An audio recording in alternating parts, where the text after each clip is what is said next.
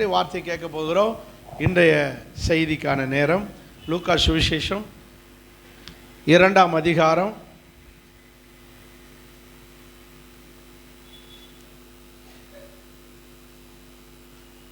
Christmas செய்தான். போன வாரத்தில் பார்த்தோம் இயேசு ஏன் பெத்லகேமில்.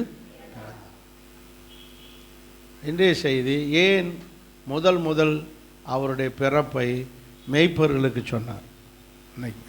அல்லேலூயா தியானிக்க போகிறோம். அடுத்த வாரம் சாஸ்திரிகள் ஏன் சாஸ்திரி சொன்னார். அதனால் நமக்கு என்றைக்குமே என்ன தான் இந்த மாதம் பூரா கிறிஸ்மஸ் தான். ஆமென். கிறிஸ்மஸ்க்கு இன்னொரு பேர் உண்டு. என்ன பேர் சொல்லுங்கள்?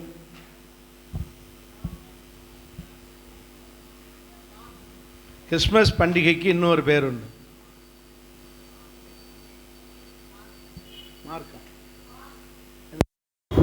மாசா.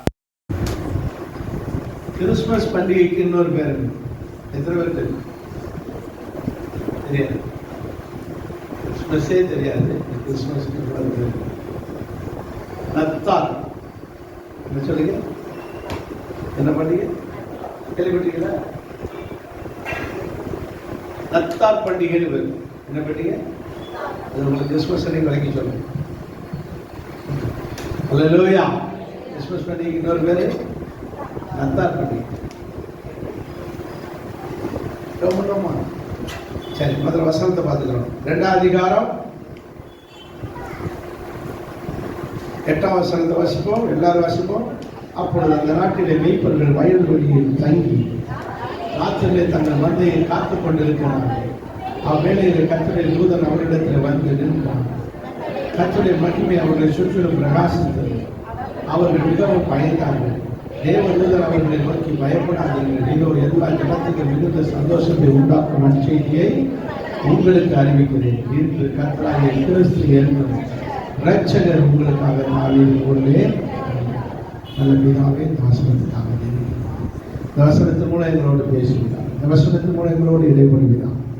ஒருவரும் வந்த வண்ணமாய் போகாமல் விடுதலையோடு ஆசீர்வாதத்தோடு சமாதானத்தோடு சென்ற ஆண்டவரே இந்த ஜனத்தை கடாட்சித்தார். கிருபையாய் இருப்பீராக. இயேசு கிறிஸ்துவின் நாமத்தில் பிதாவே, ஆமென். அல்லேலூயா. சத்தமா ஒரு அல்லேலூயா சொல்லுவோம். ஆண்டவராய் இயேசு கிறிஸ்து இந்த பூமியிலே மனிதனாக பிறந்த தேதி தெரியாமல் இருக்கலாம், மாதம் தெரியாமல் இருக்கலாம், ஆனால் ஆமென், அதை யாரும் மறைக்கவே முடியாது. ஏன்னா அவர் பிறந்ததுனால தான் சரித்திரமே ரெண்டாக பிரிக்கப்பட்டிருக்கு. கிறிஸ்து பிறந்ததுக்கு முன், கிறிஸ்து பிறந்ததுக்கு பின் என்று வருஷம், உலக சரித்திர வருஷங்களே ரெண்டாக பிரிக்கப்பட்டது யாரால? ஏசப்பா. ஏசப்பா பிறந்ததுனால தான் உலக சரித்திரமே ரெண்டா. நீங்க பிறந்த தேதியே யாரை வச்சுதே சொல்லுது? இயேசு பிறந்து பிறகு 1992 நான் பிறந்தேன். இயேசு பிறந்து அப்படிதான் அர்த்தம். அவர் பிறப்ப வச்சுட்டா உலகமே என்ன செய்யுது? எனக்கு ஒரு டவுட் சொல்றதோட ஒரு கேள்வி. ஏன் இயேசுவானவர் மேய்ப்பர்களுக்கு அறிவித்தார்? இயேசு பிறந்த செய்தியை யாருக்கு முதல் அறிவிக்கப்பட்டது? மேய்ப்பர்கள். இயேசு பிறந்திருக்கிறார், அவரை போய் முதல் பார்த்ததும் மேய்ப்பர்கள். ஆக்சுவலி மேய்ப்பர்கள் யார் என்று பார்த்தால், இஸ்ரவேல் ஜனங்களுக்குள்ளே எல்லா ஊர்லயும் மேய்ப்பர் இருக்காங்க. ஆடு மேய்க்கிற தொழில் ஆதாம் காலத்திலிருந்து, ஆதாமுடைய பிள்ளைகளாகிய ஆபேலே என்ன தொழில் ஆரம்பிச்சாரு? ஆடு மேய்க்கிறது. விவசாயம், ஆடு மேய்க்கிறது ரெண்டு தான் அன்னைக்கு இருந்த தொழில். மேய்க்கிறது ரெண்டுக்கும் மரியாதைக்குரிய தொழிலாக இருக்குது. இது ரெண்டு தான். ப்ராஃபிட் ஆனது இதுதான். ஆனால் ஒழுங்கா தண்ணி வசதியோட விவசாயம் பண்ணா விவசாயத்தை நல்ல நெல் லாபம். ஒரு நெல் 100 நெல்லை தருது. ஒரு நெல் ஒரு கதிர் விடுது. அந்த கதிரில் எவ்வளோ இருக்குது? நூற்றுக்கணக்கான நெல். ஒரு நெல் நூற்றுக்கணக்கான நெல் இருக்குது. நம்ம எத்தனை மடங்கு? அதனால ஈசாக்கு விதை விதைக்கலாம். சொல்லுங்க. ஒரு நெல் 100 நெல், அப்ப 1000 நெல்லுன்னா எப்படி வருது? அப்போ அவ்வளவு ப்ராஃபிட் தரக்கூடியது எது? விவசாயம். ஒரு மாமரம் போடுறோம், ஒரு விதை, அது பாருங்க எவ்வளவு பெரிய மரமாகி எத்தனை மாங்காய் காய்க்கும், ஆயிரக்கணக்கான மாங்காய் காய்க்கும். அது வருஷம் வருஷம் காய்க்கும். தேங்காய் பாருங்க, ஒரு தேங்காய் இல்லை, ஒரு மரம் உள்ளது, ஆனால் எத்தனை மாங்காய் தேங்காய் காய்க்கும். ஸோ விவசாயத்தில் நல்ல ப்ராஃபிட் இருக்கு. ஆனால் முறையா தண்ணி வசதியோட நல்லா செஞ்சா லாபம். அதே மாதிரி ஆடு, ஒரு ஆடு எத்தனை குட்டி போடுது? 6 மாசத்துக்கு ஒரு குட்டி போடுது. எல்லாரும் செம்மறியாடு வருஷம் வருஷம் குட்டி. அப்போ எவ்வளவு லாபமானது. இந்த 2 தொழில் தான் அன்னைக்குலேருந்து இன்னைக்கு வருது ப்ராஃபிட்டானது. இந்த மெய்ப்பர்கள் என்றால் இஸ்ரவேல் ஜனங்கள் மத்தியிலே இந்த மெய்ப்பர்கள் என்றால் அவங்களை பற்றி ஒரு பிரீஃப் இன்ட்ரோடக்ஷன். இந்த மெய்ப்பர்கள் என்றால் மட்டமானவர்களாக, கீர்த்தனமானவர்களாக, தாழ்ந்த ஜாதியாக, ஒதுக்கப்பட்ட ஜனங்களாக இருந்தவர்கள் தான் யாரு? ஏன் அவர்கள் யூதர்கள் பியூரிஃபிகேஷன், சுத்திகரிப்புக்கு ரொம்ப முக்கியத்துவம். டெய்லி குளிக்கணும், காலையில் சாயங்காலம் குளிக்கணும், கையை கழுவிட்டு சாப்பிடணும், இப்படி சுத்தத்துக்கு முக்கியத்துவம் கொடுப்பவர் யாரு? மெய்ப்பர்கள். இது யூதர்கள். ஆனா இந்த மெய்ப்பர்கள் யூதர்கள் தான். ஆனா இவங்க யாரு? ஆடு மேய்ச்சிட்டு கிடக்கிறவங்க. அப்படியே உடம்பெல்லாம் தூசி, காலு கையெல்லாம் தூசியா இருக்கும். கை கழுவாம சாப்பிடக்கூடாது. ஆனா இவங்க கை கழுவுறதுக்கு சான்ஸ். அப்படினால இவர்கள் யூதருடைய பாரம்பரியத்தை கை கொள்ளாதவர்கள். யூதர்களுடையதான 10 கட்டளை, நியாயப்பிரமாண கட்டளை சொல்லுது ஓய்வு நாளை பரிசுத்தமாய் ஆசை. இவங்க ஓய்வு நாளில சர்ச்சை ஆடுகளை விட்டுட்டு சர்ச்சுக்கு போவாங்களா? சோ இவங்க அதிகமாய் சபைக்கு போகாத, பிரமாணங்களை கை கொள்ளாத, நியாயப்பிரமாணத்தை கை கொள்ளாத யூதர்கள். ஆகவே இவர்களை மற்ற யூதர்கள், டவுன்ல இருக்கிற யூதர்கள் இவர்களை என்ன செய்ய மாட்டாங்க? மதிக்க மாட்டாங்க. பிரமாணத்தையும் கை கொள்றதில்லை, பாரம்பரியத்தையும் கை கொள்றது. ஆகவே இவர்களை மதிப்பதில்லை. இது போக அவர்களிலே அநேகர் ஏழையாயிருந்தார்கள். இப்ப நம்ம ஒரு மாதிரி ஆடு மேய்க்க முடியாது. நீங்க ஆடு மேய்ச்சி வெளியே வீட்டுக்கு வர்றது பெரும்பாடு. ஏன்னா எவன் வந்து கொள்ளையடிச்சு பிடிக்கிட்டு போவான்னு தெரியாது. சோ அப்படி இருக்கனால இந்த இவங்கள நிறைய பேர் ஏழையா இருந்தாங்க, கொஞ்சம் பேர் நடுத்தர மக்களா இருந்தாங்க. சோ இவர்களுக்கு வறுமையின் நிமித்தம் இப்படி ஏற்கனவே அழுக்கா இருப்பாங்க, அப்புறம் இப்படி வேற இருப்பாங்களா? அதனால இவர்களை மற்ற மக்கள், யூத மக்கள், மற்ற மக்கள் இந்த மெய்ப்பர்களை அதிகமா மதிக்கிறது.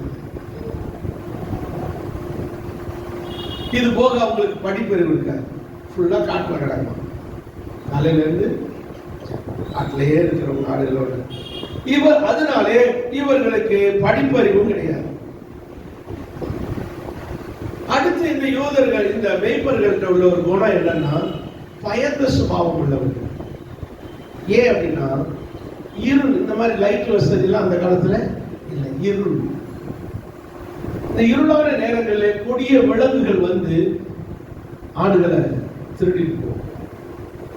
அவர்களோடு சில நேரம் ஃபைட் பண்ண வேண்டும். அதனாலே கொடிய விலங்குகளை கண்டு இவர்களுக்கு என்ன உண்டு? பயம். அப்புறம் திருடர்கள் வேற வருவாங்க, கும்பலா வருவாங்க, கும்பலா கூட்டம் கூட்டமா வருவாங்க. வந்து இவங்களை அடிச்சு போட்டு ஆடுகள் அப்படின்னு திருடிட்டு. சோ கொடிய மனிதர்களாலும் பயம், கொடிய விலங்குகளாலும் பயம்.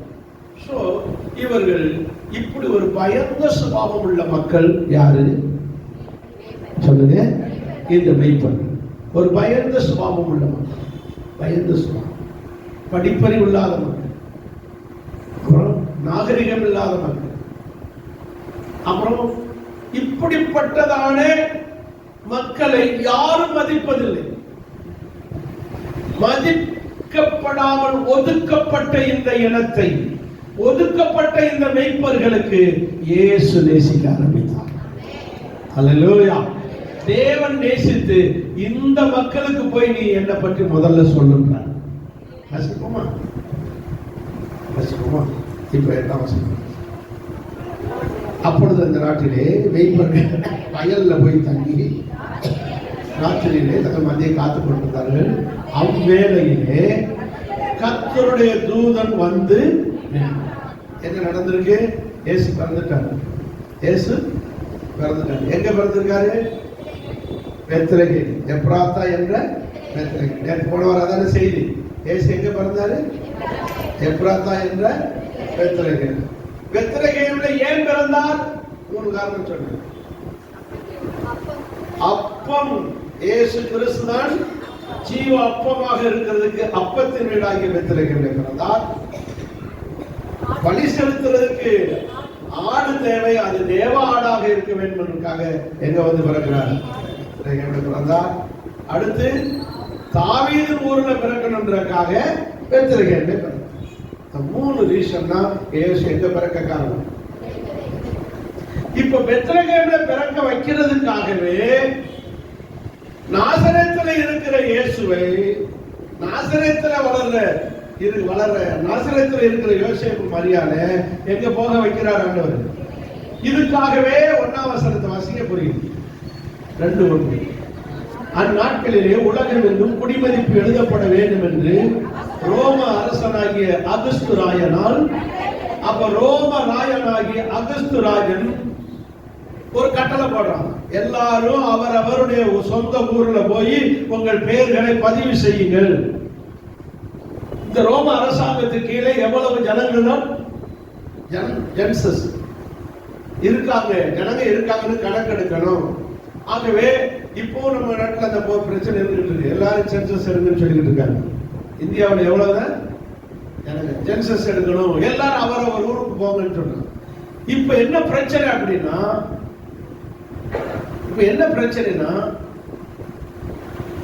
நிறமாசமா இருக்குது இந்த அம்மா. யாரு? மரியாதை. இப்ப எப்படி கூட்டிட்டு போறது? என்ன போற வழியில ஒரு ஆஸ்பத்திரியா இருக்கு. ஒரே பிரச்சனை. யோசேப்பு வயசு எவ்வளவு?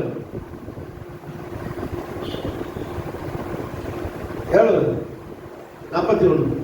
40 வயசுல கல்யாணம் ஆகி இப்ப முதல் குழந்தை பிறகு. சொல்லுங்க. 41 வயசு. 40 வயசுல யூதர்கள் கல்யாணம் பண்ணுவாங்க. ஆனா நம்ம டிராமால வர ஒரு கிழவனை காட்டுவோம். யோசேப்பு மரியாதை ஒரு கிளை மாதிரி காட்டி, கிழவனை காட்டி ஒரு குழந்தைய முன்னாடி வச்சு கிறிஸ்துமஸ் தான். சரி, அது 41 வயசு.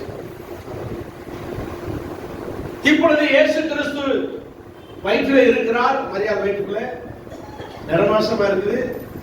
யோசேப்பு மரியாதை கழுதையில உட்கார வச்சு, கோவேரி கழுதையில உட்கார வச்சு கூட்டிட்டு வர்றாரு. இப்ப ஏசப்பா கூட்டிட்டு வர்றாரு. வருகிற வழியிலே வழி எடுத்து கொஞ்சம் வேகமா கழுதையை ஓட்டிக்கிட்டு வர்றாங்க. வந்துட்டாங்க. எங்க வந்துட்டாங்க? பெத்லகேம்ல இருக்கிற சத்திரத்துக்கு வந்துட்டாங்க. இங்க பாருங்க, வேத வசனம் தெளிவாய் சொல்லுகிறது. 7ஆம் வசனத்தில் சத்திரத்தில் இடம் இல்லாததினால்,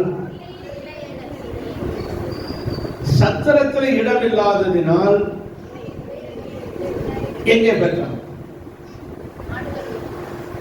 மாட்டுத்தொழுவு பைபிள் இல்லை. சத்திரத்துல இடம் இல்லைன்னு தெரிஞ்சு வச்சு அப்ப எங்க பிறந்திருக்கணும்? சஸ்பென்ஸ். ஒருவேளை மாட்டு தொழுவத்துல பிறந்திருக்கும். ஏன்னா ஆட்டு தொழுவு தான் கழுத தொழுவன்னு சொல்லணும். ஒருவேளை அங்க பிறந்திருக்கும். ஆனா கழுத தொழுவத்துல இருக்க முடியாது அந்த நாட்டத்துல. ஆகவே ஒரு வீட்டுல இல்லை. ஏன்னா அந்த வீட்டின் மேல் நட்சத்திரம் வந்து நின்றது. அப்ப எங்கதான் இருக்காரு இயேசு? வீட்டுக்கு போயிட்டாங்க. சத்திரத்துல பிறந்திருக்கலாம். அதுக்கு பிறகு எங்க கொண்டு வச்சிருக்காங்க?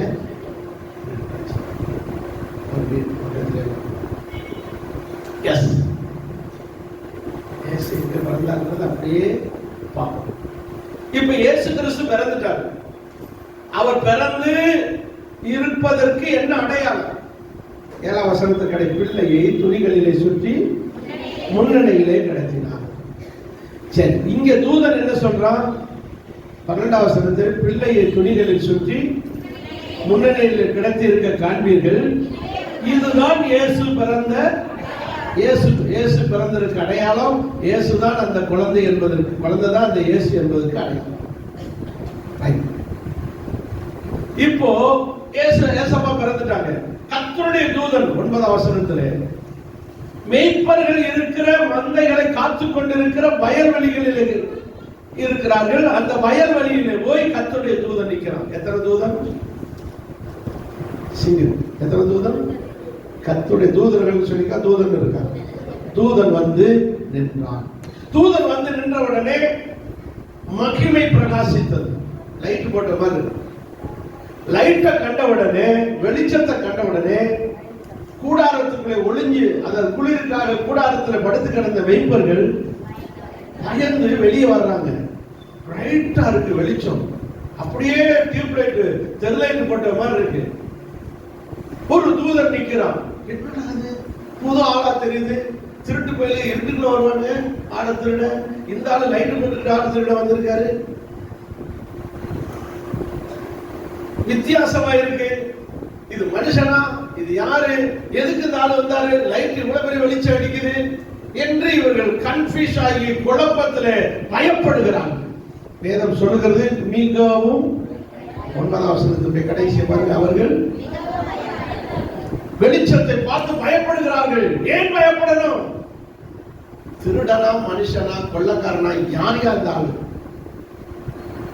10ஆம் வசனத்தில் தேவ தூதன் அவர்களை பயப்படாது. இதோ எல்லா ஜனத்துக்கும் மிகுந்த சந்தோஷத்தை உண்டாக்குகிற நல்ல செய்தியை சொல்ல வந்திருக்கிறேன். சத்தமா இல்லையா சொல்லுங்க. இதோ உங்களுக்கு ஒரு நல்ல செய்தி கொண்டு வந்திருக்கிறேன். உங்களுக்கு ஒரு நல்ல செய்தி கொண்டு வந்திருக்கேன். அப்பவே இவங்களுக்கு நிம்மதி ஆச்சு. நல்ல வேலை பார்த்த வேலை யாரும் கிடையாது, திருட்டு போய் கிடையாது, ஆடுதலில் வந்தவனே கிடையாது. நல்ல செய்தியா? என்ன நல்ல செய்தி? எல்லா ஜனத்துக்கும் சந்தோஷத்தை உண்டாக்குகிற நல்ல செய்தி. என்ன ஒண்ணு வாங்கின ஒண்ணு ஃப்ரீயா? என்ன நல்ல செய்தி? இலவசம் எதுவும் கொடுக்குறாங்களா?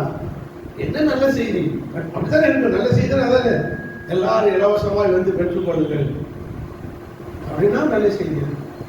என்ன நல்ல செய்தி? வாசிங்க அடுத்த வருஷம். கர்த்தராகிய கிறிஸ்து என்ற இரட்சகர் உங்களுக்காக பெத்லகேம் என்ற தாவீதின் ஊரிலே, அப்ப இயேசு கிறிஸ்து என்னும் இரட்சகர் பிறந்திருக்கிறார். இதுதான் உங்களுக்கு நல்ல செய்தி. இயேசு கிறிஸ்து என்ற இரட்சகர் பிறந்திருக்கிறார்.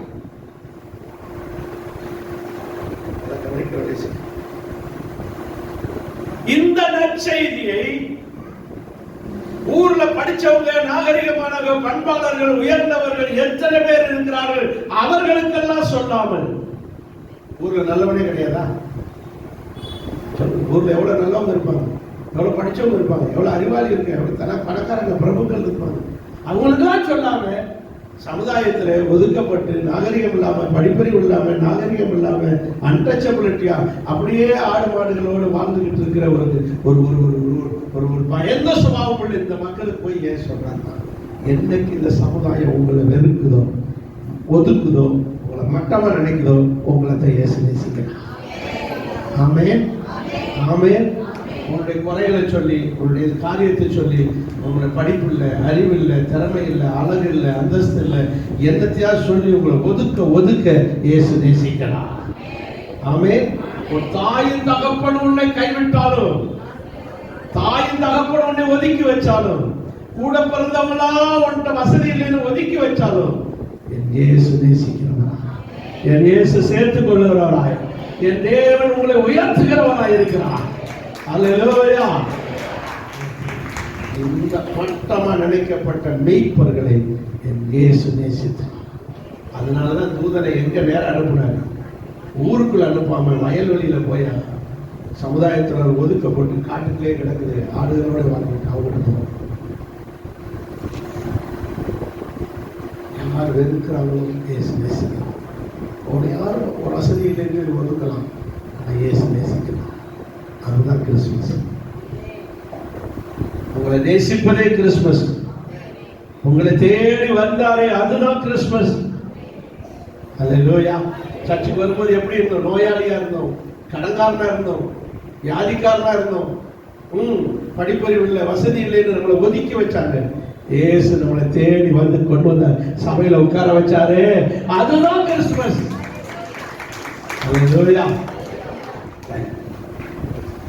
இப்ப மெய்ப்பர்களுக்கு வந்து சொல்லியாச்சு.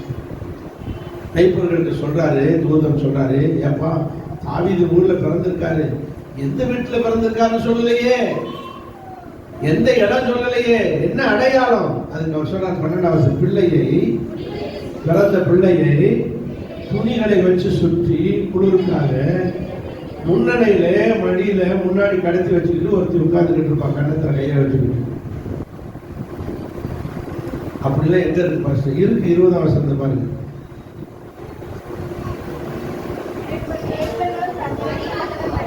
இவங்க 19ஆம் வசனம். மரியாளோ நடந்த சங்கதி எல்லாம் தன் இருதயத்தில் வைத்து சிந்தனை பண்ணினால இருக்கு. கண்ணத்துல கை வச்சானு இல்லையே பாஸ்டர் சொன்னார்.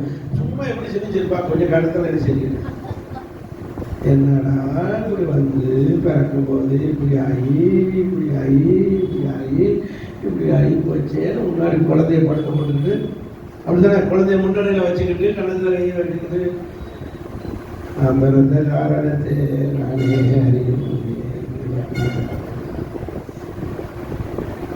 ஏன்னா கர்ப்பம் உற்பத்தி ஆனதுல பஞ்சாயத்து. அந்த டைவர்ஸ் பண்ண போறேன் யாரு? வீட்டுக்காரரு விவசாயம். அவர் டைவர்ஸ் பண்ணுவேன், இவன் யாருக்கையோ குழந்தைய வாங்கிட்டு வந்திருக்காங்க. அப்புறம் கத்துடைய தூதர் போய் அப்படி சொல்லாதடா, அப்படி உற்பத்தி ஆகிருக்குது மனுஷன் அப்புறம் தான் சேர்த்துருக்காங்க. என்ன டைவர்ஸ் பண்ணிருக்கோம்.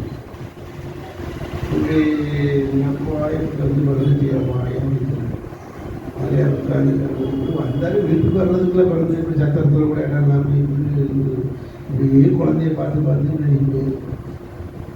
நீங்களும் ஒரு மாதிரியாட்ட கணத்துல கையை வச்சுருக்கீங்க. எப்படி தாங்க கிறிஸ்துமஸை கொண்டாடுறாங்க, உங்கள் துக்கம் கர்த்தர் நல்லவர். இப்ப என்ன நடக்குதுன்னா, மரியாளுக்கு இருக்கிற குழந்தை தான் இயேசு என்பதை அடையாளப்படுத்துறதுக்கு தூதன் சொல்லிட்டு பாரு, துணியினால சுத்தி ஒரு அம்மா கண் முன்னாடி வச்சுட்டு உட்கார்ந்துட்டு இருக்கோம். பிச்சை எடுக்கிறதுக்கு தட்டை வச்சுட்டு உட்கார்ந்துட்டு இருக்கோம். ஒரு முன்னாடி ஒரு குழந்தைய வச்சுட்டு உட்கார்ந்துட்டு இருக்கோம். அதுதான் இயேசு, அதுதான் கிறிஸ்து என்னும் ரட்சகர் அப்படின்னு தூதன் சொல்லிட்டு பாருங்க பாருங்க 12ஆம் வசனத்துல அடையாளம் என்றார். இதுதான் அடையாளம் சொல்லி முடிக்கிறதுக்குள்ள பரலோகத்தில் இருந்து ஒரு கூட்ட தூதர்கள் மட்ட மட்ட மட்ட மட்ட மட்டன்னு இறங்கி வந்துட்டாங்க. அந்த சனமே பரமசேனையின் திரள் அந்த சிங்கிளா வந்த தூதரோடு சேர்ந்துட்டாங்க. இப்போ ஒரு கூட்ட தூதர்கள் அப்படியே வந்து நிக்கிறாங்க. உதாரணமா பாருங்க, உங்க ஊருக்குள்ள வரும்போது அப்படி வேனை கொண்டு வந்து நிப்பாட்டி கட கட கடன்னு வேனுக்குள்ள இருந்து நாங்க இறங்குற மாதிரி இது போல தூதர்கள் கட கட கடன்னு என்ன செய்யறாங்க வந்து எல்லாருமே சேர்ந்து எல்லாரும் அந்த வயக்காட்டுல நின்றுகிட்டு என்ன பண்றாங்க, உன்னதத்தில் இருக்கிற தேவனுக்கு மகிமையும் பூமியில சமாதானம் மனுஷன் மேல் பிரியம் உண்டாவதாக என்று சொல்லி துதித்தார்கள், பாடினார்கள். கேரள விட ஆரம்பிச்சிட்டாங்க. எங்க வயல்ல இருக்கிற மெய்ப்பர்களுக்கு ஒரே குஷி. ஆடு திருட வந்தவங்க நினைச்சா இப்ப என்னடா கேட்டா எல்லாரும் சேர்ந்து என்ன பண்ணிட்டு இருக்காங்க, பாட்டு பாடிக்கிட்டு துதிச்சுட்டு நிக்கிறாங்க. எல்லாருக்கும் சந்தோஷம். மெய்ப்பர்களுக்கு நல்லா இருக்கு, இன்னொரு பாட்டு பாடுங்க இன்னொரு பாட்டு பாடுங்க நிக்கிற மாதிரி இருக்கு. இப்ப பாடி முடிச்ச உடனே 14ஆம் வசனத்துல தூதர்கள் மெய்ப்பர்களை விட்டு டக்குன்னு வண்டியை வேன்ல ஏறி அடுத்த ஊருக்கு போயிட்டாங்க. அடுத்த கேரள ரவுண்டு முடிஞ்சிருச்சு. இதான் கேரள. ஏன் நம்ம கேரள நடத்துறோம்னா இவங்க வீட்டுக்குள்ள போய் ஒரு பாட்டை பாடி காணிக்கை வாங்குறதெல்லாம் கேரள. தெருவில் நின்று பாடணும். அப்படின்னு சொல்லு, தெருவில் நின்று பாடணும். போறவங்க வர்றவங்க பக்கத்து வீட்டுக்காரங்க எல்லாருக்கும் தெரியணும் இயேசு பிறந்திருக்கிறார். சத்தமா இல்லையா சொல்லுவோம். என்ன நடந்தது வாசிங்கள். தூதர்கள் திரும்ப பரலோகத்துக்கு போய்விட்டார்கள். எல்லா தூதரும் போயிட்டாங்க. இப்ப மெய்ப்பர்கள் மட்டும் ஒருத்தர் மூஞ்சிய ஒருத்தர் பார்க்கிறாங்க. சத்தமா இல்லையா சொல்லுங்க. பெரியவங்க சொன்னானே, என்னன்னே இப்படி வந்து தூதர்கள் வந்து சொல்லிட்டு போறாங்க, என்னன்னே அதானடா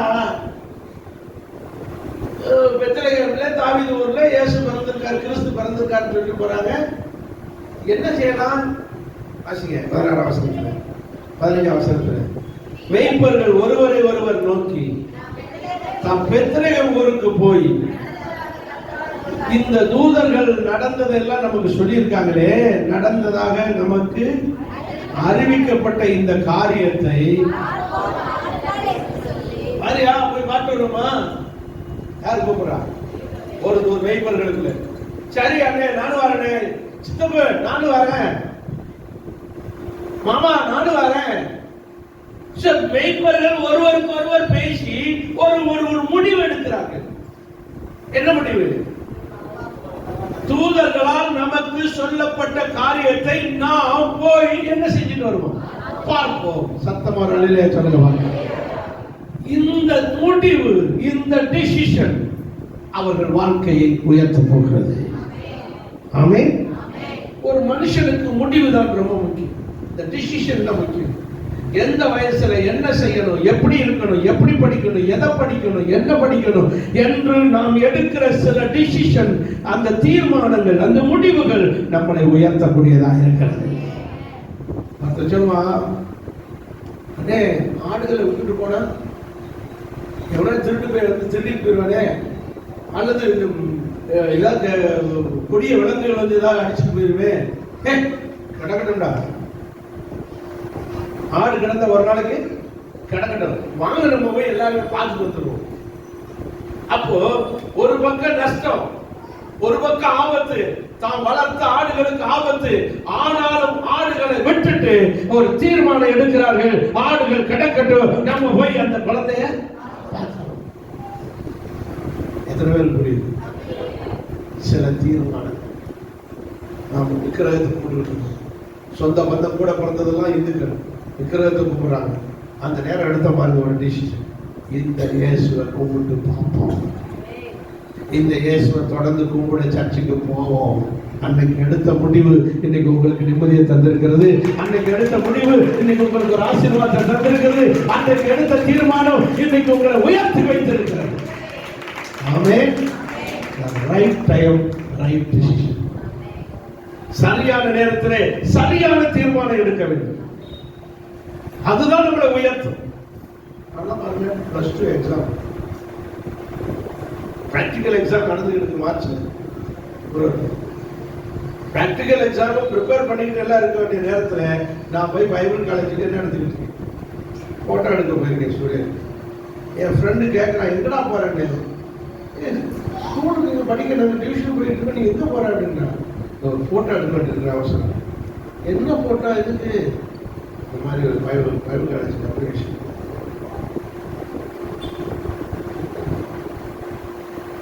அவங்களுக்கு பார்க்க அன்னைக்கு இருக்கா தெரியும், ஆனா எடுத்த முடிவு நம்ம உயர்த்தக்கூடியதாக இருக்கு.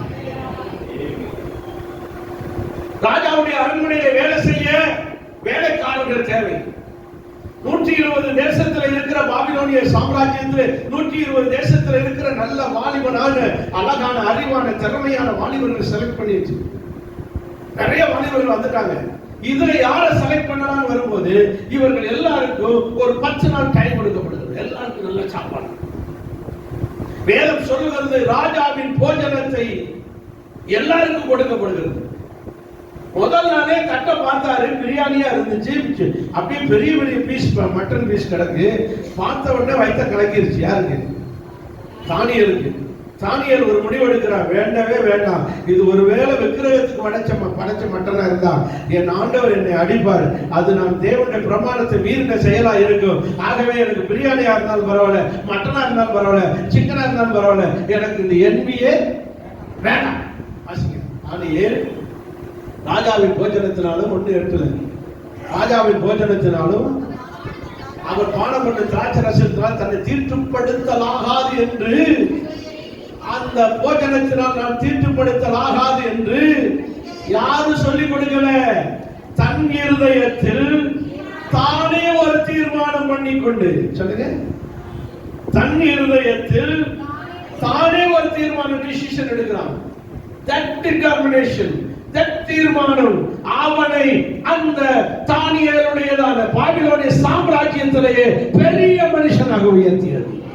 அன்னைக்கு எடுத்த இந்த இயேசுவை நான் கும்பிட போறேன், இந்த இயேசு தான் எனக்கு வேணும், இந்த இயேசு மட்டும் போதும் என்று நீங்கள் ஒரு தீர்மானம் எடுத்தால் என் தேவன் உங்களை உயர்த்துவார். ஹல்லேலூயா.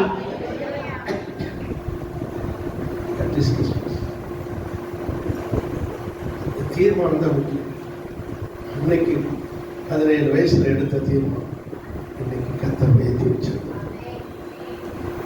நீங்க எடுக்கிற தீர்மானம் தான் உங்களுக்கு உயரும். பெரிய ஆளை தானியேலே ராஜா சொல்றத கேட்கிற அளவுக்கு வந்துச்சு.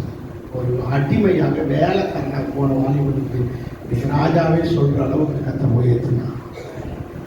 சாத்ராக், மேஷாக், ஆபேத்நேகோ என்ற தானியேலுடைய நண்பர்களை சிங்கக்கவியில போடுற நிலைமை வருது. ராஜா நிறுத்தின சிலையை வணங்காத அத்தனை பேரும் போட போறாங்க. அத்தனை பேரும் வணங்க ஆரம்பிச்சாங்க. 3 பேர் மட்டும் வணங்கல. Shadrach, Meshach.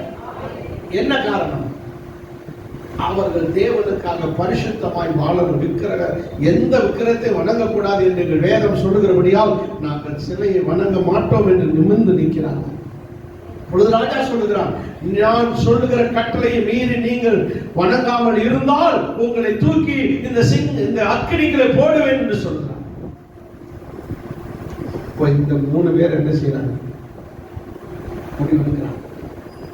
நம்ம விசுவாசியா இப்ப இருக்கிற கிறிஸ்தவன்னா, ஆண்டவரே நீர் அறிவீர், ஒரு தடவை மன்னிச்சிட ஆண்டவரேன்னு ஒரு நல்ல விக்கிரகத்திட்ட ஒரு கும்போடு ஓட்டுட்டு அப்புறம் சர்ச்சில் ஏசப்பா என்னை மன்னியும், மோசமான ராஜாவால் இப்படி செய்ய வேண்டியது ஆயிடுச்சு, அட்ஜஸ்ட் பண்ணி கொடுங்க.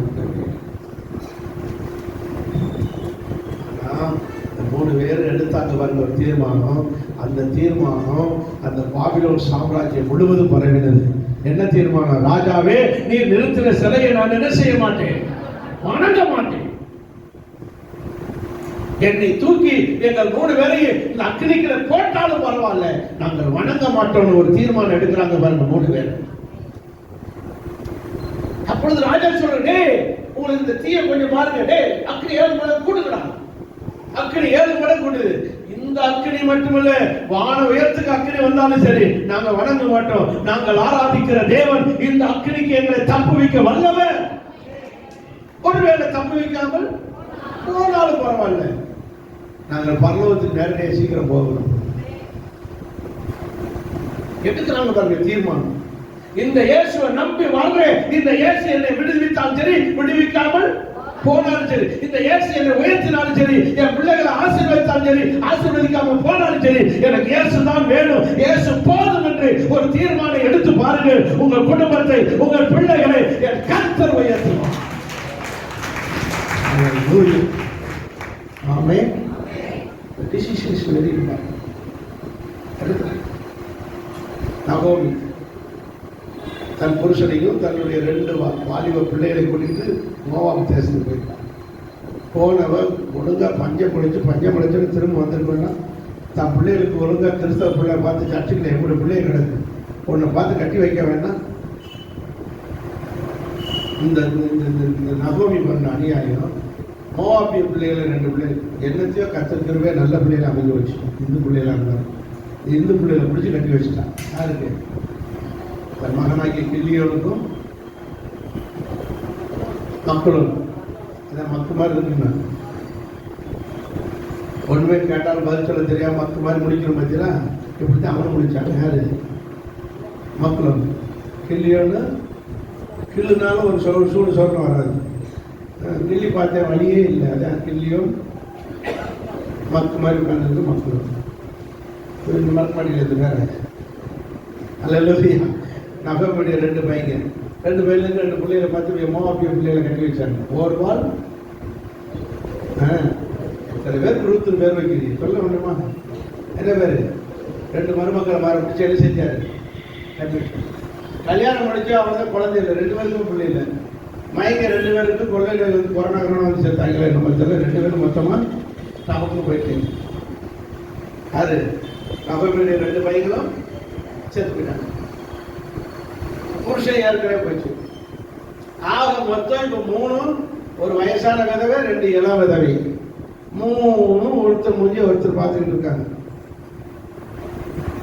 அப்ப இந்த நகோமி ஒரு தீர்மானம் எடுக்கிறான். அவன் சொல்றா, இல்லைங்களா மறுபக்கமா இருக்கலாம், நீங்க கொஞ்சம் வயசா இருக்கீங்க, நீங்க பேசாம உங்க வீட்டுக்கு போங்க, தாய் வீட்டுக்கு போங்க. உங்க அப்பா அம்மாட்ட சொல்லி வேற ஒரு மாப்பிள்ளையை பார்த்து 2ஆம் தரமா யாராவது கட்டிக்காங்க. உங்களுக்கு சின்ன வயசுல இருக்க, சின்ன ஜெருசல இருக்க வேண்டாம், போங்கன்னு சொல்லி அனுப்பி வைக்கிறான். மூத்தவ ஓர்பால் சொல்றா, அத்தை நீங்க சொல்றது எங்களுக்கு மெத்த மாதிரி இருக்கு, நீங்க சொல்றது எங்களுக்கு மெத்த மாதிரி இருக்கு, நான் நல்லது, நாங்க புறப்படுத்த புறப்படு. அவ வேகமா பெட்டி எடுத்து வைக்கிறா, துணிமணிலாம். யாரு? ஓர்பால். இவ எடுத்து வைக்கிற மாதிரி நெளிகிறான். யாரு? அவ எடுத்து பெட்டி எடுத்துட்டு வந்து வாசல் வரண்டாக்கு வந்துட்டான். அத்தை என்னை ஆசிரியர் அனுப்புங்க, ஒரே ஒரு நல்ல மாப்பிள்ளை கிடைக்கும், நல்ல வாழ்க்கை அமையணும் நான் சொல்லுங்க. என்னம்மா இன்னும் உன் பெட்டியை காண, என்ன இருக்கு? இந்த வாரத்தை நின்றுட்டே இருக்க. அவ போயிட்டான், பசப்பிடிக்க போயிட்டான். யாரு? ரூத் இன்னும் புறப்படல. என்ன ஆச்சு? அவ போயிட்டா, இன்னும் என்ன பண்ணிக்கிட்டு இருக்கமா? நீ போனா தான் நான் எங்க ஊருக்கு போக முடியும். எடுத்தா அவருக்கு ஒரு டிசிஷன். யாரு? ரூத் ஒரு தீர்மானம் எடுக்கிறான். அத்தை நீங்க சொல்றது எனக்கு மெத்த மாதிரி தெரியும். சொல்ல உன்னுடைய தேவன், உன்னுடைய ஜனம், மரணமே அல்லாம நம்ம 2 பேரையும் சின்ன வயசுமா வாரம் பரவாயில்ல, கத்த நடத்துவாங்க. நான் உங்களை எப்படி வச்சு அனுப்புவேன், நான் கூடவே வரேன், உங்க ஊருக்கே வரேன், உங்க ஊருக்கே வரேன். எடுக்கிறான். அந்த தீர்மானம் அவரை உயர்த்தியது. அந்த பட்டணத்திலேயே பெரிய பிரபுவாக, பணக்காரனாய் பிரபுவாக, செல்வந்தனாய் இருக்கிற போவாசுக்கு மனைவியாகிற வாய்ப்பு கொடுக்கிறார். சில தீர்மானங்கள் நம்மளை உயர்த்தும். அந்த ரூத்து தான் தாவீதுக்கு பாருங்க. சில நேரங்களில் நம்ம ஏன் இந்த சர்ச்சுக்கு வந்தோம், எதுக்கு இந்த இயேசுவை கூட தீர்மானம், எதுக்கு அப்படின்னு நினைக்காதீங்க. நீங்க எடுத்த இந்த தீர்மானம் உங்களை உயர்த்தும், உங்க சந்ததியை உயர்த்தும். கர்த்தர் நீங்கள் ஒரு உங்க 3வது தலைமுறை உங்க பேரை வந்து உங்களை பெரிய ஆளா உயரும்போது, எங்க பாட்டி தான் முதல்ல எங்க சர்ச்சுக்கு போச்சு எங்க அப்படின்னு சொல்லி உங்களை பாராட்டுகிற காலம் வரும். ஆமென். ரூத் எடுத்த தீர்மானம் அவரை உயர்த்தியது. இன்னைக்கு வர எத்தனை பேர் தங்கள் பிள்ளைகள் என்ன பேர் இருக்காங்க?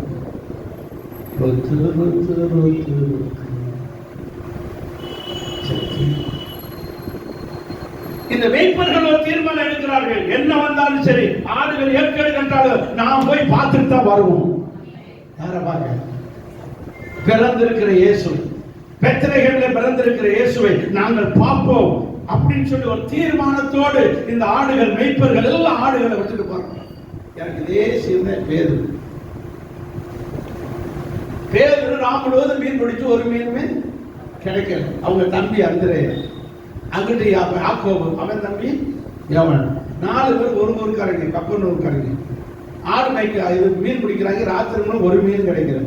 காலையில வலையை அலசிக்கிட்டு இருக்காங்க. நம்முடைய தலைவர் வர்றாரு. யாரு? ஏசப்பா வர்றாரு. அவர் வந்தாரு. பிரதர், உங்க படகு கொஞ்சம் எங்களுடைய ஒதுக்கி தள்ளி தருவீரா? எதுங்க? நிறைய ஜனங்க வந்திருக்காங்க, அவங்களுக்குலாம் என்ன செய்யணும்? பிரசங்கம் பண்ணணும். நாங்களே ஒரு மீன் கிடைக்காம நின்று இவங்க ஏசலாம் முணங்கல மனசுக்குள்ளே நினைச்சிருப்பான். என்ன நினைச்சாலும் சரி இருந்தாங்க அப்படின்னு சொல்லி கொடுத்தாங்க. ஏசுத படகுல நின்று ஜனங்களுக்குலாம் என்ன செய்யறாரு? பிரசங்கம். இவரும் வலையை அலசிக்கிட்டே பிரசங்கத்தை பூரா கேட்கிறாரு. ஒரு 5வது இடத்துல இது இருக்கு, அப்புறம் பார்த்துக்கலாம். பிரசங்கம் முடிஞ்சிருச்சு. முடிஞ்ச ஜனங்களை அனுப்பி விட்டுட்டு, பிரதர் இன்னைக்கு என்ன ஒரு மீன் கிடைக்கலையா? ரொம்ப நேரம் வலையில அழிச்சு. ஆமா சார், ராத்திரி முழுவதும் வலையாட்டு ஒரு மீனும் என்ன ஒன்று சொல்றேன், கேட்குறீங்களா? என்ன சொல்லுங்க.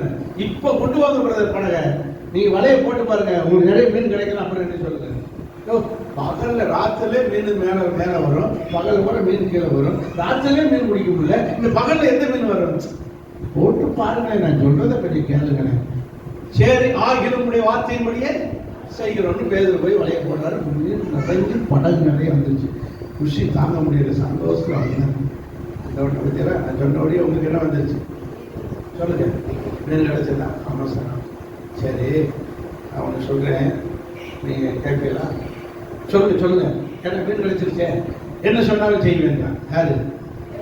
சரி, நீ இன்னைக்குல இருந்து நீ மீனே பிடிக்க வேண்டாம், என் பின்னாடி வா, உன்னை என்ன பிடிக்கிறவனாங்க மனுஷன்.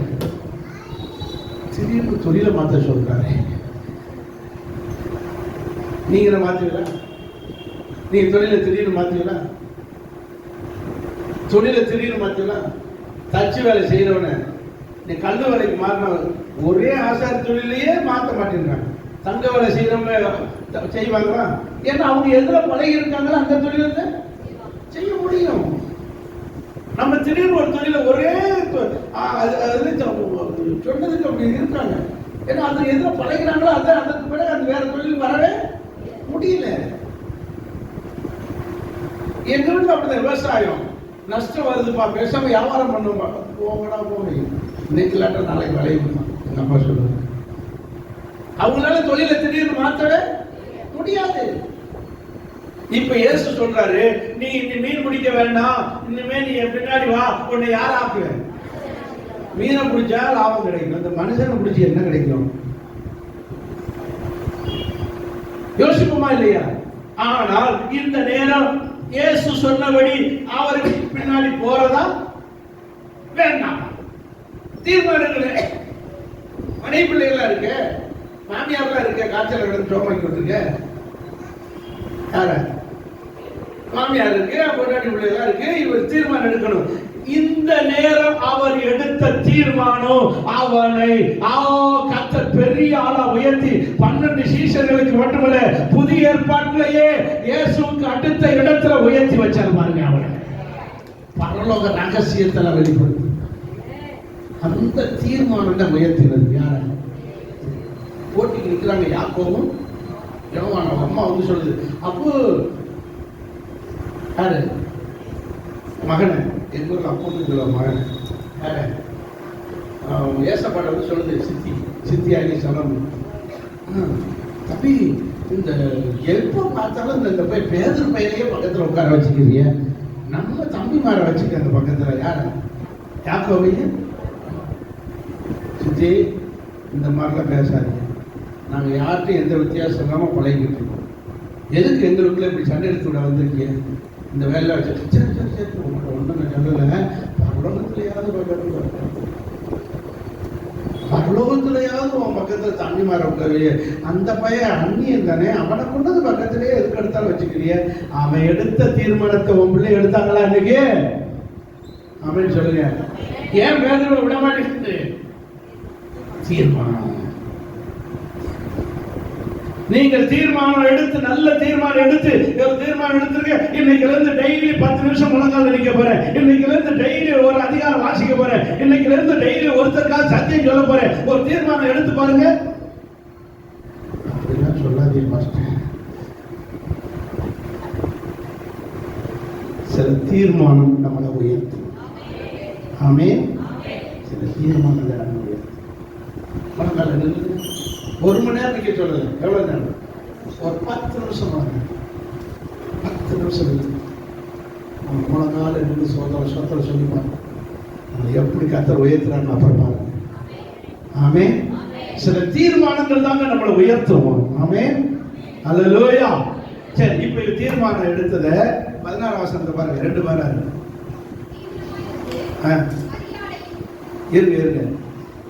15 வசனத்துக்கு கடைசி வாசு. கர்த்தரால் நமக்கு அறிவிக்கப்பட்ட இந்த காரியத்தை பார்ப்போம் வாருங்கள் என்று சொல்லி, அப்ப எடுத்த தீர்மானத்தை எப்படி செயல்படுத்துறாங்க? நீங்க ஒரு தீர்மானம் எடுத்திருப்பீங்க, எடுத்துட்டீங்களா? ஜெபம் பண்ணணும், இனிமே டெய்லி 10 நிமிஷம் ஜெபிக்கணும், இனிமே டெய்லி பைபிள் வாசிக்கணும், ஒரு அதிகாரமாவது வாசிக்கணும், முழங்கால நின்று பைபிள் வாசிக்கணும் அப்படின்னு ஏதாவது தீர்மானம் எடுத்தீங்களா? ஒருத்தருக்காவது இயேசுவை பத்தி சொல்லணும், வாரத்துல ஒருத்தருக்காவது சொல்லணும். தீர்மானம் எடுத்தவங்க மட்டும் இல்லையா சொல்லுங்க. அதான் உண்மையான கிறிஸ்மஸ். தீர்மானம் எடுக்கலன்னா கிறிஸ்மஸே கிடையாது. உண்மையான கிறிஸ்மஸ் புது ட்ரெஸ் போடுறது இல்லை. உண்மையான கிறிஸ்மஸ் நல்ல ஸ்பெஷலா சமைக்கிறது இல்லை. உண்மையான கிறிஸ்மஸ் எல்லாம் தீர்மானம் தான். ஆமென். இந்த தீர்மானத்தை எப்படி செயல்படுத்துகிறார்கள்? அதுதாங்க கிறிஸ்மஸ். நல்ல தீர்மானம் எடுத்து அதை செயல்படுத்தணும். தீவிரமாய் செயல்பட்டார்கள்.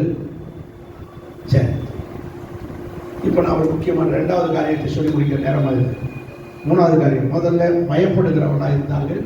2வது ஒரு நல்ல தீர்மானம் எடுத்து அதை வேகமாய் செயல்படுத்துகிறவர்களாக இருந்தார்கள் இந்த மெய்ப்பர்கள். 3வது 17ஆம் வசனத்தை வாசிங்கள். பிள்ளையை பார்க்க நேர வேகமா போறாங்க, தீவிரமா போறாங்க. போய் நேர பிள்ளைகிட்ட போயிட்டாங்க. பிள்ளையை கண்டு, அந்த தேவதூதன் சொன்னது போலவே இந்த அம்மானே கண்ணத்துல கை வச்சு சிந்திச்சுக்கிட்டே இருக்கு. மரியாதை பக்கத்துல யார் நிக்கிறா? யோசேப்பு அப்பா. ஆமா, இந்த பிள்ளை தானா? நல்லா பாரு, துணியில சுத்தி இருக்குன்னு சொன்னாங்களே. ஆமா, துணியில என்ன செஞ்சிருக்கு? குழந்தைய குளிர் படாமல் இருக்க சுற்றி இருக்கு. மப்புளர் நம்மனா சொற்று போட்டு விட்டுருவோம், அது துணியை போட்டு சுற்றி வச்சிருக்கு. ஆமாம், இந்த குழந்தையை கண்டு, 17ஆம் வசனத்தை பாருங்க. குழந்தையை கண்டு அந்த பிள்ளையை குறித்து தங்களுக்கு சொல்லப்பட்ட சங்கதிகளை அப்ப கண்டதோடு விடல. இன்னும் 18 இன்னும் நல்லா இருக்கு. மெய்ப்பராலே தங்களுக்கு சொல்லப்பட்ட யாவையும் குறித்து பிரைஸ் தி லார்ட், ஹல்லேலூயா. நல்லா கவனிக்க வேண்டிய ஒரு சத்தியம். அந்த மெய்ப்பர்கள் தாங்கள் கண்ட 17ஆம் வசனத்தை மறுபடியும் வாசிங்க. அந்த பிள்ளை குறித்து தங்களுக்கு சொல்லப்பட்ட செய்தி. எல்லாம் சேர்ந்து ஒரு அல்லேலூயா சொல்லுங்க. ஒண்ணு கண்ட செய்தி, இன்னொன்னு சொல்லப்பட்ட செய்தி, கேட்ட செய்தி. கண்ட செய்தி, கேட்ட செய்தி. பிள்ளையை குறித்து கண்டார்கள், பிள்ளையை குறித்து கேட்டார்கள். அப்ப 2 செய்திகளையும் கொண்டு போய் என்ன செய்தார்கள்? பிரசித்தம் பண்ணினார்கள், மற்றவங்களுக்கு சொன்னாங்க. அப்போ ஏன் இந்த மெய்ப்பர்களுக்கு முத போய் இயேசு பிறந்தது சொன்னாங்கன்னா, இந்த ஜனங்கள் கண்டதை கேட்டதை அடக்கி வைக்கிற ஜனங்கள் அல்ல. போய் என்ன செய்யறவங்க? ஒரு நல்ல கிறிஸ்துமஸ் என்றால் நீங்களும் ஒரு மெய்ப்பர்களை போல நாம் கண்டது, கேட்டது, அனுபவிச்சதை மற்றவர்களுக்கு என்ன செய்யணும்? சொல்லணும், பிரசித்தம் பண்ணணும். அப்படி செய்தால் நீங்கள் தான் கிறிஸ்துமஸ். நீங்க கொண்டாடுறத உண்மையான கிறிஸ்துமஸ். நல்லா விளங்கிக் கொள்ளுங்க. நாம் பெற்ற அனுபவத்தை மற்றவர்களுக்கு சொல்ல பழகணும். சொல்றோமா? யாருக்காவது இயேசுவை பற்றி சொல்லியிருக்கோமா? நீங்க சொல்ல மாட்டீங்க தெரிஞ்சத உங்களை சொல்ல வைக்கிறதுக்காகவே இந்த 10 பேரை எழுதுங்க, இந்த 10 பேருக்கு ஜெபம் பண்ணுங்க, இந்த 10 பேருக்கு கொண்டு போய் இந்த புத்தகத்தின் பேர்ல கொடுங்க. எல்லாம் உங்களை வளைச்சு கொண்டு வர வேண்டியிருக்கு. இதை நீங்களா செய்ய வேண்டிய வேலையை நீங்களா செய்வீர்கள். பார்த்தா நீங்க செய்கிற மாதிரி இல்லைன்னு தெரிஞ்ச உடனே எப்படியாவது நீங்க பெற்ற அனுபவத்தை மற்றவங்களுக்கு சொல்லித்தான். இதுதான் நம்முடைய கடமை. பிரசித்தம் பண்ண தெருவுக்குள்ள போயிட்டு ஊருக்குள்ள பெத்லகேம்ல அப்ப ஒருத்தர் சொல்லுவான், அண்ணே ஆடு எதை விட்டுட்டு வந்திருக்காங்க, மந்தையை விட்டுட்டு வந்திருக்காங்க. ஆடுகள்லாம் அது கிடக்கட்டும், நான் கர்த்தர் பார்த்துக்குவாரு. நான் முதல்ல நான் கண்டதையும் கேட்டதையும் அனுபவிச்சதையும் ஜனங்களுக்கு போய் என்ன செய்ய போறேன்? நீங்க பெற்ற அனுபவத்தை செய்தியை மற்றவர்களுக்கு பிரசித்தம் பண்ணுகிற கிறிஸ்தவனாக இருப்போம். இந்த மெய்ப்பர்களுக்கு கிடைச்ச கிருபை போல நமக்கு ஒரு கிருபை தந்து நம்மளையும் உயர்த்த அவர் உண்மையுள்ள தெய்வமாக இருக்கிறார். ஆமென், அல்லேலூயா. பிரசித்தம் பண்ணலாம். பிரசித்தம் பாருங்க.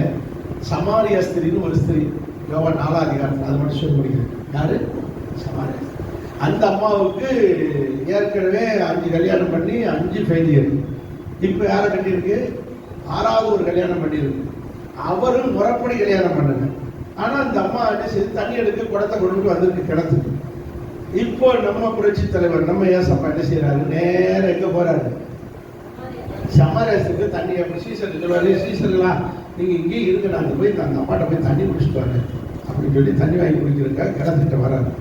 இந்த அவரை கண்ட உடனே அந்த நீங்க யூதனாச்சு எங்க ஊர் பக்கம் வந்திருக்கேன், எங்க வீட்டு பக்கம். ஆமாம்மா கொஞ்சம் தாகமா இருக்கு, தண்ணி குடிச்சிட்டு போறான்னு வந்தேன், தண்ணி இருந்தா கொஞ்சம் தாகத்தை கொடுமா அப்படின்னு. அப்ப சொல்ல இந்த அம்மா சொல்லுது, அடுத்த வருஷத்துல 9ஆம் வருஷத்துல தம்பி, யூதர்கள் சமாரியாவுடனும் சம்மந்தம் கலக்க மாட்டீங்களே, தண்ணி கூட வாங்கி குடிக்க மாட்டீங்களே, நீங்க எல்லாம் எங்க வீட்டுக்கு வந்திருக்கீங்க, எங்களை குறைஞ்ச ஜாதிக்கு ஒதுக்கி வைப்பீங்களே, எங்கிட்ட வந்து நிக்கலாமா அப்படின்னு திட்டமா யாரு.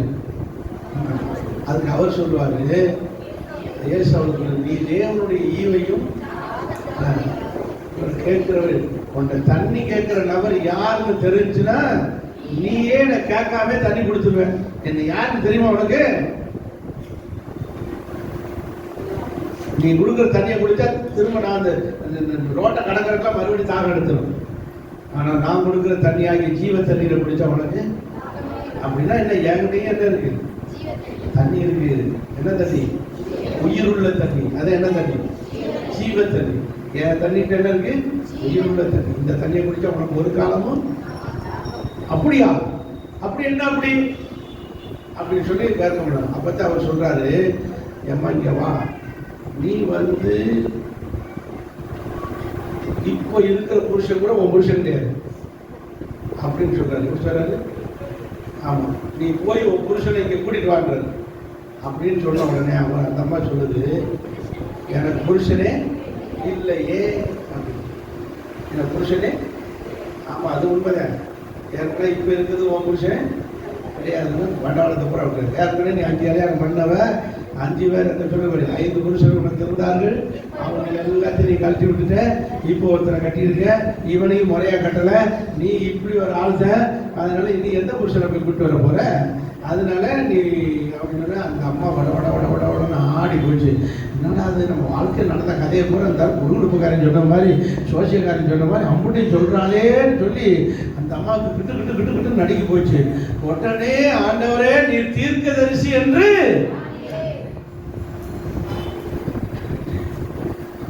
குடமாவது தண்ணியாவது, என் குடம் இங்கே இருக்கட்டும், ஐயா அந்த தண்ணியை குடிச்சுட்டு இங்கே இருங்க, ஒரு 2 நிமிஷம் வாரி சொல்லி கட்ட கட்ட கட்ட ஊருக்குள்ள ஓடினா, ஐயா ஒரு பெரியவங்களே பெரியவர்கள் எல்லாரும் இல்லை கவனிங்க, நம்ம வீட்டு கிணத்துக்குள்ள வந்து ஒரு ஆள் தண்ணி குடிக்க வந்திருக்காரு, அவரை வந்து பாருங்கள், அவர் தான் கிறிஸ்து மாதிரி தெரியுது, அவர் தான் என் மனசுல என் வாழ்க்கையில நடந்தது கூட அப்படியே புட்டு புட்டு வைக்கிறாரு, நீங்க எல்லாரும் வாருங்கள் என்று சொல்லி அசிங்க வசனத்தில் 28ஆம் வசனம்.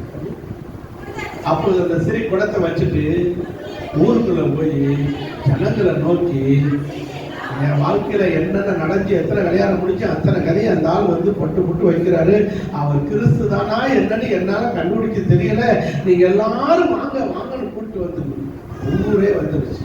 அப்படின்னா தான் வாழ்க்கையிலே பெற்ற அனுபவத்தை மறைக்காம தண்ணி எடுக்க வந்தவன் தண்ணி குடத்தை விட்டுட்டு, அப்படிதான் சொல்லியிருக்கு. எப்படி 28ஆம் வசனத்தில் சொல்லிட்டு தன் குடத்தை வச்சுட்டு ஜனங்களுக்கு சத்தியத்தை சொல்ல ஓடுகிறான், உண்மை நபரை எடுத்து சொல்ல ஓடுகிறான். அப்படின்னா எந்த அளவுக்கு தன்னுடையதான குடத்தை விட்டு, அவங்க ஆடுகளை விட்டுட்டு சொல்ல போனாங்க, இவன் குடத்தை விட்டுட்டு சொல்ல போனாங்க. நீங்க அப்படி கூட விட்டுட்டு போனா கையில பிடிச்சிட்டே சொன்னாங்க, யாருக்காயிலும் இயேசுவை பத்தி என்ன செய்யும், நீங்க பெற்ற அனுபவத்தை சொல்லுங்க. இயேசு கும்பிட்டு பாருங்க, நல்லா இருக்கு, இந்த புத்தகத்தை படிச்சு பாருங்க, நல்லா இருக்கு, இதுல இயேசு ஏன் பிறந்தாரு எப்படி பிறந்தாரு எல்லா விவரம் இருக்கு அப்படின்னு சொல்லி சொல்லி சொல்லி சொல்லி சொல்லி பிரசித்தம் பண்ணுங்க. நீங்கள் தான் உண்மையான கிறிஸ்தவர்கள், நீங்கள் தான் கிறிஸ்துமஸ் கொண்டாட தகுதியானவர்கள். இயேசு லாசரு உயிரோட எழுப்பிட்டாரு. 11ஆம் அதிகாரம் நிறைய பேர் வந்து நிக்கிறாங்க, செத்து 4 நாள் ஆயிடுச்சு, செத்தவனை உயிரோடு எழுப்பிட்டாங்க. எழுப்பினதோட விடல, இந்த ஜனங்கள் இந்த அற்புத காட்சி, உயிரோடு எழுப்பப்பட்ட காட்சியை கண்ட உடனே வாசிங்க 45ஆம் வசனம் 11:45. இயேசு உயிரோடு எழுப்பின இந்த செயல்களை கண்டவர்களாகி யூதர்கள் அநேகர் அவர் மேல் என்ன வச்சுட்டாங்க, விசுவாசம் வைக்கிறாங்க. விசுவாசம் வச்சதோடு மட்டுமல்ல, அவர்களில் சிலர் போய் இயேசு செய்தவைகளாகிய உயிரோடு எழுப்பிய செயல்களை அறிவித்தார்கள். நல்லா கவனிச்சுக்கோங்க. அறிவிச்சவங்க எத்தனை பேரு? அறிவிச்சவங்க எத்தனை பேரு? அப்படியா இருக்கு. சிலர். விசுவாசித்தவங்க அநேகர். அதுக்கு முந்தின வருஷம் 45 பாருங்க. விசுவாசித்தவர்கள் அநேகர். கடைசியில் பாருங்க, யூதர்கள் 45 வைத்தாங்க. யூதர்களில் அநேகர் அவரிடத்திலே விசுவாசம் வைத்தார். 46 சிலர் அறிவித்தார்கள். அப்ப பாருங்க, விசுவாசிக்கிறவர்கள் அநேகர், இயேசு செய்ததை போய் மற்றவர்களுக்கு அறிவிக்கிற ஊழியம் செய்கிறவர்கள். நீங்க எப்படி இருக்கீங்க? நீங்க யாரா இருக்க போறீங்க? அநேகர்ல ஒரு ஆளா இருக்கிறீங்களா? அநேகர்ல ஒருவரா இருக்க விரும்புகிறீங்களா? பிரசித்தம் பண்ணுகிற அறிவிக்கிற சிலரில் ஒருவரா இருக்க விரும்புகிறீங்களா? ரெண்டுமா இருக்க விரும்புகிறீங்க. நல்லது. ஒரு பக்கம் விசுவாசிக்கிற ஜனங்களா இருப்போம், இன்னொரு பக்கம் போய் ஜனங்களுக்கு அறிவிக்கிற ஜனங்களில் ஒருவராக இருக்கும். ஆமென். இன்னைக்கே தீர்மானம் எடுத்து ஒருத்தருக்காவது இயேசுவை பத்தி என்ன செஞ்சாங்க? கத்து நல்லது. ஆமென். ஹல்லேலூயா.